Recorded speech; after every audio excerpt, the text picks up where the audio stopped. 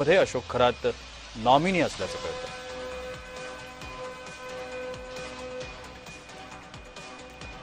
आणखी एक महत्त्वाची बातमी, विश्व हिंदू परिषदेच्या पदाधिकाऱ्यावरती महिला अत्याचाराच्या गुन्ह्याची नोंद करण्यात आली आहे। महिलेला वारंवार शरीर सुखाकडे त्याने मागणी केल्याचा देखील त्याच्यावरती आरोप आहे।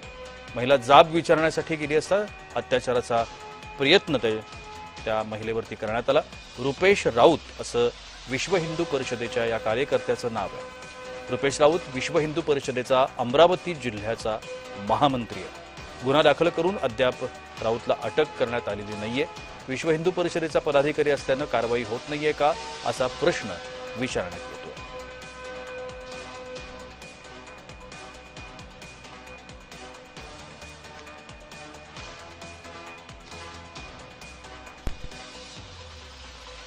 विश्व हिंदू परिषदेचा हा कार्यकर्ता आहे।